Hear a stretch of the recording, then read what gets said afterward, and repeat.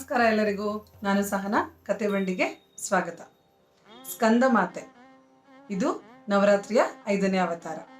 ಕಥೆಯಲ್ಲೂ ಇದ್ದಾನೆ ಮಹಿಷಾಸುರ. ಏನ್ ಮಾಡ್ತಾನೆ ಮಹಿಷಾಸುರ? ಅವನು ಘೋರ ತಪಸ್ಸನ್ನು ಮಾಡಿ ಸ್ವರ್ಗ ಮತ್ತು ಭೂಮಿನ ಅವನ ಸ್ವಾಧೀನಕ್ಕೆ ತಗೊಂಡಿರ್ತಾನೆ ಮತ್ತು ಪ್ರತಿಯೊಂದು ಜೀವರಾಶಿಗೂ ಕಷ್ಟ ಕೊಡ್ತಿರ್ತಾನೆ. ದೇವತೆಗಳಿಗೂ ಕಷ್ಟ ಕೊಡ್ತಿರ್ತಾನೆ. ದೇವತೆಗಳಿಗೆ ಇದಕ್ಕೆ ಪರಿಹಾರ ಸಿಕ್ಕಿರೋದಿಲ್ಲ.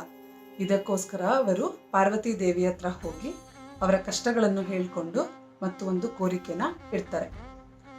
ಮಹಿಷಾಸುರನ ಈ ಅಟ್ಟಹಾಸನ ಮಟ್ಟ ಹಾಕಕ್ಕೆ ಒಂದು ಧೈರ್ಯಶಾಲಿಯಾಗಿರುವಂಥ ಪುತ್ರನನ್ನ ಜನ್ಮಕ್ಕೆ ಕೋರ್ತಾರೆ. ಆಗ ಹುಡ್ತಾನೆ ಕಾರ್ತಿಕೇಯ. ಅವನನ್ನ ಸ್ಕಂದ ಅಂತಾನೂ ಕರೀತಾರೆ. ಪಾರ್ವತಿ ದೇವಿಯು ಸ್ಕಂದನನ್ನು ಮಹಿಷಾಸುರನ ವಿರುದ್ಧ ಹೋರಾಡಲು ಯುದ್ಧಕ್ಕೆ ಕಳಿಸ್ತಾಳೆ ಮತ್ತು ಸ್ಕಂದ ಅವನ ಶೌರ್ಯ ಮತ್ತು ಧೈರ್ಯದಿಂದ ಮಹಿಷಾಸುರನ ವಿರುದ್ಧ ಹೋರಾಡಿ ಅವನನ್ನು ಸೋಲಿಸಿ ಎಲ್ಲಾ ಲೋಕಗಳಿಗೂ ಶಾಂತಿಯನ್ನು ತಂದುಕೊಡ್ತಾನೆ.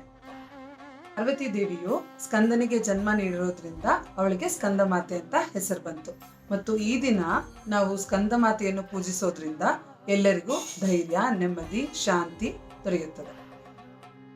ಆಗ್ತಿದೆಯಾ ನಿಮಗೆ ನಮ್ಮ ಕತೆ ಬಂಡಿಯ ಕತೆಗಳು? ಪ್ಲೀಸ್ ಲೈಕ್, ಸಬ್ಸ್ಕ್ರೈಬ್ ಮತ್ತು ಶೇರ್ ಮಾಡಿ ಪ್ರೋತ್ಸಾಹಿಸಿ. ಸಿಗೋಣ ಮತ್ತೊಂದು ಪುಟ್ಟ ಕಥೆಯೊಂದಿಗೆ. ನಮಸ್ಕಾರ.